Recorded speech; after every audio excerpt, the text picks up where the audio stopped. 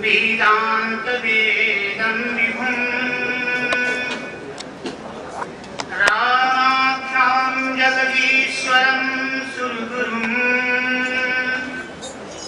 माया मनुष्यं हरिं वन्देऽहं करुणाकरं रघुवरं गोपालचूडामणिं नान्यास्तः रघुपते हृदयेस्मदीये सत्यं वदामि च भवानि किलान्तरात्मा भक्तिं प्रयच्छ रघुपुङ्गवनिर्भरां मे कामादिदोषरहितं कुरु मानसं च कामादिदोषरहितं कुरु मानसं च। अभी आपने बालयोगी श्री राम जी महाराज की कृपा से सुंदरकांड का पाठ किया और हमने आपको जो अभी श्लोक सुनाया आप सब जान भी गए होंगे। इस सुंदरकांड का पहला श्लोक है। ये राम जी कौन है? वो पहले श्लोक में मानो पूरी रामायण ही दिखा दिया। ये राम जी बिल्कुल शांताकार शांत है और जो ब्रह्मा है भगवान शिव है श्रीमंशन उनके द्वारा सेवे जाते हैं। ऐसे भगवान शिव और ब्रह्मा भी जिनकी सेवा करते हैं। फरींद्र मंशन जो ये पृथ्वी जिनके मस्तिष्क पर रखी हुई है उनको कहते हैं फरींद्र मंशन। उनके द्वारा भी राम जी सेवा किए जाते हैं। शिव गुरु देवताओं के भी वो गुरु हैं और देवताओं के गुरुओं के भी गुरु हैं। ऐसे जो भगवान राम हैं गोपाल चूड़ामणि उद्यान भवती अयोध्या। गोपाल चूड़ामणि माने अयोध्या के वो चूड़ामणि हैं। ब्रह्मा अभी पढ़ा अपने श्लोक पहले सुंदरकांड पढ़ते हैं तो पहले ही श्लोक निकलता है शांतं शाश्वतम प्रमेयम् अनगम्यमार शांतिप्रदं ब्रह्मास्तं फरीन्द्रसेव्यमनिशं वेदान्तवेद्यं विभुम् रामाख्यां जगदीश्वरं सुरगुरुं माया मनुष्यं हरिं। वो सुरगुरु है लेकिन फिर भी माया मनुष्यं हरिं। वो माया से अपने को मनुष्य स्वरूप बना के रखा है। वो मनुष्य है नहीं, वो तो सुरगुरु है लेकिन माया मनुष्यं हरिं। आप लोगों के सामने वो माया से मनुष्य का रूप धारण किया है। इसीलिए भगवान शिव कहते हैं पार्वती से देवी राम जी की कथा देखने में सरल लगती है, वो सरल है नहीं। उमा राम गुलगुल पार्वती जैसे देवी से कहते हैं उनका चरित्र बड़ा गुण है, देखने में सरल लगता लेकिन है बड़ा कठिन। देखिए राम जी का चरित्र रामे जी नहीं जान पाए। अब जरा सोचो कि भी मेरे जैसा व्यक्ति कौन जान पाएगा? जिनका चरित्र है वो ही नहीं जान पाते। यदि जान पाते तो क्यों फिर लिखा जाता? क्या लिखा है आप जरा सुनिए देखिए। एक बार राम जी लक्ष्मण के साथ पंपा सरोवर, सीता जी उसमें नहीं थी पास में, पंपा सरोवर किष्किंधा साइड में जो पंपा सरोवर है उसकी परिक्रमा कर रहे थे दोनों भाई। आप जानते हैं भारत में 5 सरोवर हैं। टाइम तो 10 मिनट क्या बताऊं। गुजरात की साइड में 2 सरोवर है। किष्किंधा में ये जो पंपा सरोवर है ही है। हिमालय में मानसरोवर। और राधा कृष्ण का जो प्रथम मिलन हुआ पहली बार बरसाने से राधा जी आ रहे जैसे कृष्ण जा रहे हैं, दोनों का जो मिलन हुआ उसको प्रेम के जो आंसू थे उसका नाम है प्रेम सरोवर। इस तरह से भारत की भूमि पर 5 सरोवर। पंपा सरोवर की राम जी परिक्रमा कर रहे हैं। उसी समय देखा है राम जी एक बकुला जो है पंपा सरोवर के पास बैठा है और बड़ा शांत है। राम जी ने सोचा कि बकुला कितना शांत है, धीरे धीरे पैर को रखता है कि कहीं मेरे पैर के नीचे कोई जीव ना आ जाए। बड़ा शांति से ये भगवान का भजन कर रहा है। ये राम जी सोच रहे हैं। राम जी का चरित्र है लेकिन वो समझ नहीं सकी। तो फिर इसलिए क्या दिया?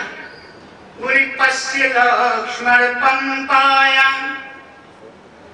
पश्य लक्ष्मण पंपायां बका परम धार्मिका मंदं मंद मंदम पगधरति मंदम मंदम पगधरति मरणायां जीव शंकया पश्य लक्ष्मण पंपाया। हे लक्ष्मण, पश्य का मतलब होता है देखना। हे लक्ष्मण, जरा पंपा सरोवर की तरफ नजर डालिए, बकाह परमधारी का। हे लक्ष्मण, एक बगुला देखो, हम लोग मानव हैं, इंसान हैं, एक बगुले में कितनी भावना है, धीरे धीरे पैर को रखता है, मेरे पैर के नीचे कोई जीव ना आ जाए। राम जी ने ये अर्थ दिया, लेकिन वास्तव में ये अर्थ है तो नहीं। इसीलिए जिस चरित्र को राम जी का चरित्र राम जी ही नहीं जान पाए, फिर मैं कैसे जान पाऊंगा। राम जी ने जो अर्थ दिया हुआ अर्थ है तो नहीं। फिर वही एक मछलियों का एक झुंड निकला, उन्होंने बताया सही अर्थ। वो मछली के झुंड में से जो मत्स्य है वो बोलते हैं राम जी, आप जो कह रहे हैं मंदम मंदम पगधरति, ये धीरे धीरे पैर रख रहा है, बड़ा शांत है, लेकिन ये शांत नहीं है, ये है बगुला भगत। लोग बोलते हैं ना बगुला भगत। क्यों?